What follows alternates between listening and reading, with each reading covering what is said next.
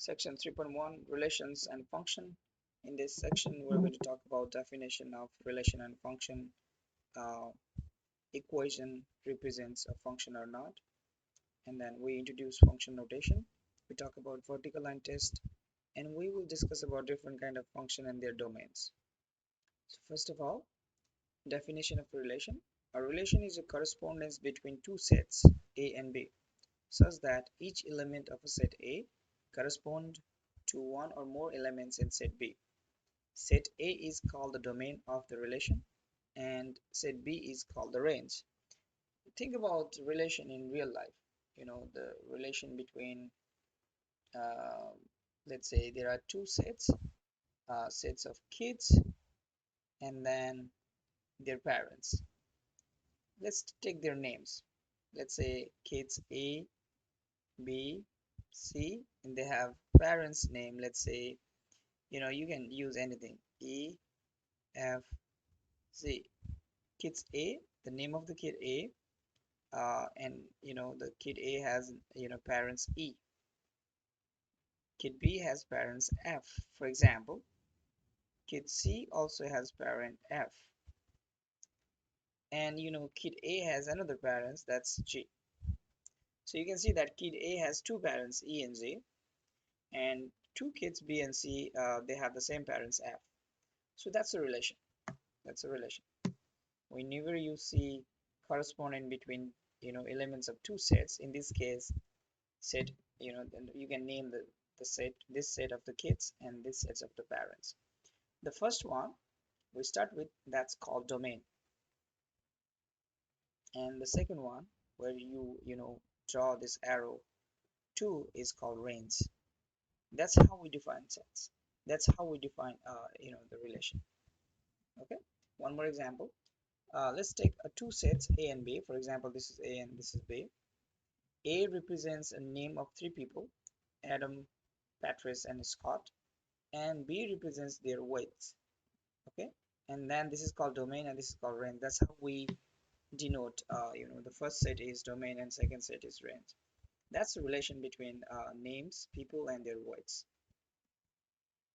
Let's take, let's flip this example here, this relation, and let's say, there are two, this is a relation, another relation, and these are the weights for people, 180 pound and 190 pound, and these are three people, they live in the same room. And then scenario is, a delivery man has to deliver a package to this, room, one of the roommate, and he knows that delivery man knows that he has to deliver a packet to a person with weight 180 pound. But when he gets there, he sees that there are two people, Adam and Scott, who has weight 180 pound. So he gets confused. He cannot function well. So that means this is a relation, but this is not a function.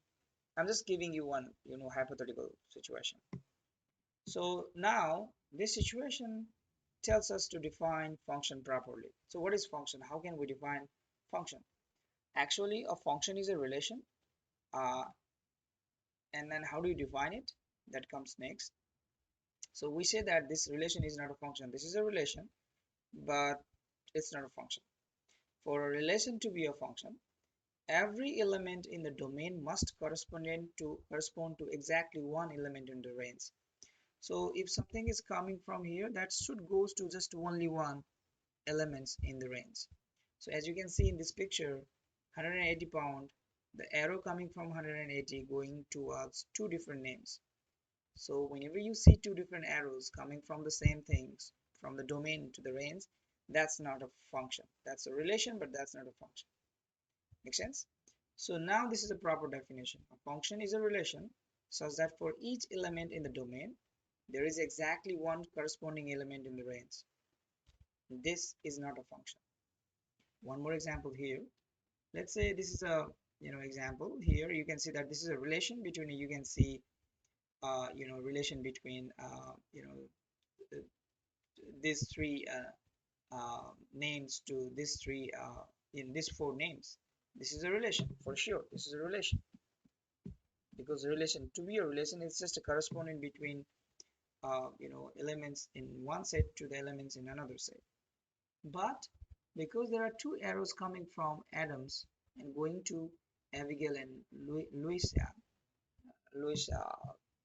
from domain, the first one is always called domain, and then second one is always called range.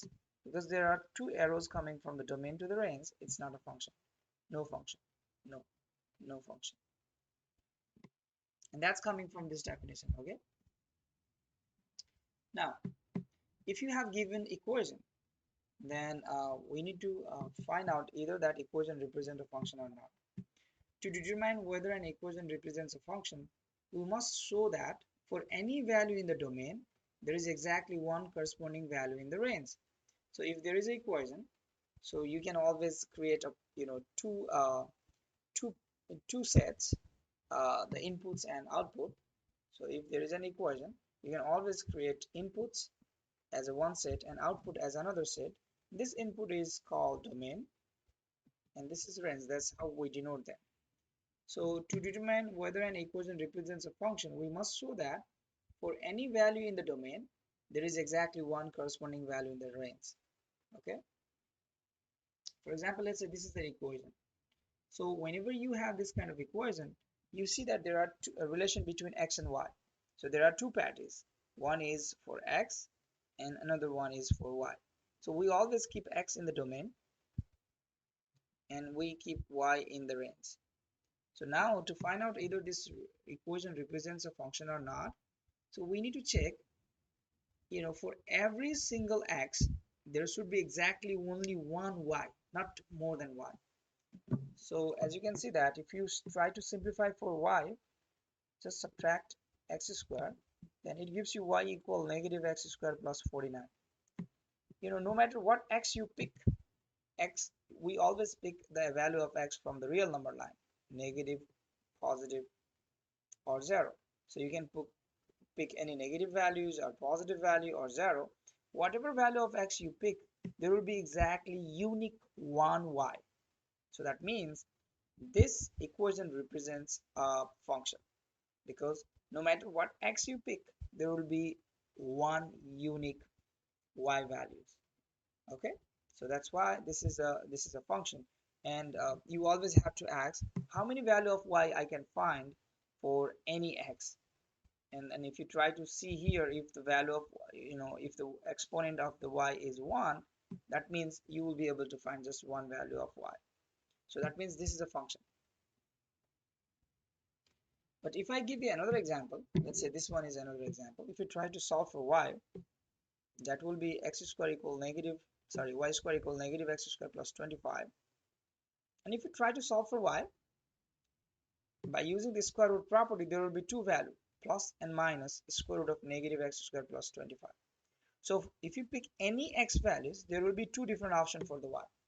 So whenever you see two different options, whenever you have more than one different option, that is not a function, no function. So if you go back, this is a function because for any x value, there is exactly one y value. But here, for any x value, there are two different y values. That's why it's not a function. So if you have given equation, and if you want to find out either that equation represents a function or not, try to solve for y. If y has just one value, then that is a function. If y has more than one value, then that's not a function. Okay. So now instead of using variable x and y to represent a function, instead of using y, we try to use function notation. We say that, okay, instead of using y, I want to name it. And normally we use f, z, h, this kind of commonly used function. So for example, let's go back to this example here. This is a function.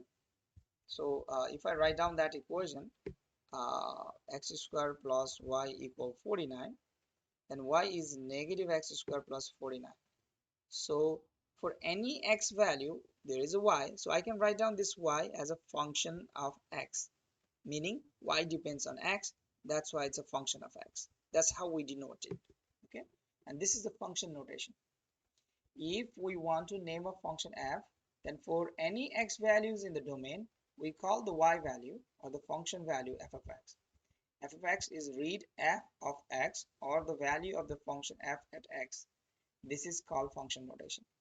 Okay, so you can also say y, or you can also say f of x or the value of the function at x. So one thing you have to be careful with, the symbol f of x does not mean that f times x. It's just a notation. This f of x is just a notation, it's just a name. Okay, the notation f of x refers to the value of the function at x. So for example, this is the function which is negative x squared plus 49, negative x squared plus 49. Now if you want to find out the value of this function at 1, meaning you just replace this x by 1, so it's eventually negative 1 plus 49 is 48. So the value of the function at 1 is 48. So this is just a notation. Okay, so how do you find the value of this function when x is 3? Just replace, sorry, x is negative 3. Just replace x equal to negative 3 in given, function value. Just replace x by negative 3. And then just do the simplification. Negative 3 square is 9. 4 times negative 3 is negative 12. And if you do this, this is 9 minus 18, which is negative 9. So the value of this function when x is negative 3 is negative 9. So if you try to plot the graph, so when x is 3, x is negative 3, 1, 2, 3, the y is negative 9. So negative 9 might be here.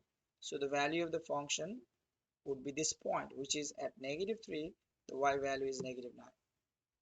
And if you plot, you know, so many points like this, then you will be able to get the graph of the function. Okay. So now, in this example, we have given an equation, and we would like to write down this equation using function notation. So first of all, we have to make sure that this is a function, and for that, we have to solve for y. If we solve for y, we can write down y equal 3x minus 5. As you can see that no matter what x value you pick, there will be a unique y value because the y to the power is 1. It's not even power. If it's not even power, there is just only one value. So this is a function, and if we denote this function by using f of x, just replace this y by f of x. That is 3x minus 5. Now we need to find out what is the value of f of 4. So just replace this x by 4. So 3 times 4 minus 5 is 12 minus 5 is 7. So the value of this function when x is 4 is 7. Okay, sometime we might have given, graph, and by looking the graph, we need to find out either that graph represent a function or not. And for that, we need to use vertical line test. Okay, a graph in the Cartesian plane is the graph of a function if and only if. So any graph in the rectangular coordinate system, which is also called Cartesian plane, this is the rectangular coordinate system, is the graph of the function if and only if no vertical line intersect the graph more than once. So you look at the graph, and if you see that no vertical line, no matter how many vertical line you draw, is not going to intersect that graph more than once, then that is the function. I'm going to give you two examples here. In the first graph, you can see that no matter how many a vertical line you draw here, no vertical line is going to cross this graph more than once. So this is a function. But for this particular one, if you draw a one vertical line like this, it's crossing this graph more than once. No matter how many times, if it's more than once, that's not a function. So now we need to apply that trick, that definition or that vertical line test to find out either this graph represents a function or not. So as you can see that no matter how many, no matter how many vertical line you draw here, that vertical line, no vertical line is going to intersect this graph more than once. So no vertical line is going to cross this graph more than once. So that's why this represents a function. This is a function. Now we're going to see three different kind of function here, and we're going to talk about how to find their domains, because domain means that's a very, very important information whenever we deal with the function, whenever we talk about the function. The first one is polynomial function. If your function looks like this, like some constant x to the power some integers, plus another constant x to the power second integers, then that's a polynomial. A polynomial of a degree n, this highest power is called degree of that polynomial. But make sure that this n is non-negative integers. N is non-negative integer. It has to be integers and it should be non-negative. In that case, and then these numbers a0, a1, a2, they are just a real number. Then this is called function of degree n. I can give you some example. Let's say function f of x equal x squared plus 2x minus 5. As you can see that the power of x is 1, the power of another x is 2, so they are integers, and the highest power is 2, and this is just a constant, so you can have constant. So this is a polynomial of degree 2, and you can see that the number in front of x squared is 1, the number in front of x is 2, they are real number. So this is a polynomial of degree 2. And now whenever we deal with the polynomial, keep in mind the domain of this function. Domain means what x value you can pick for this function is, it's actually all real number. You can pick anything from negative, positive, or 0. Still that function will give you some value. So this is the domain, this is the boundary where we can play this function with. So that's the domain of this any polynomial function. It's not only this particular example, it could be any polynomial function. The domain is from negative infinity to positive infinity. There is another kind of function that's called rational function. Rational function is just a ratio of two polynomial function, but make sure that the function on the denominator is non-zero. So the function on the denominator is non-zero. Okay, so that's called rational function. Polynomial on the top, polynomial on the bottom, but you know, okay, this is just opposite. It should be h of x is not equal to 0 and g of x is greater than 0. So that should be the case. Okay, this h of x not should be 0. That's a typo here. It should be h of x is not equal to 0. Anything on the denominator should be non-zero, because if you have something 0 on the denominator, that means you are dividing, you know, some non-zero number by 0. That's not possible. That's undefined. That's undefined. You cannot divide some non-zero number by 0. Now if we're talking about the rational function, the domain of this function is all real number except where this denominator function is 0.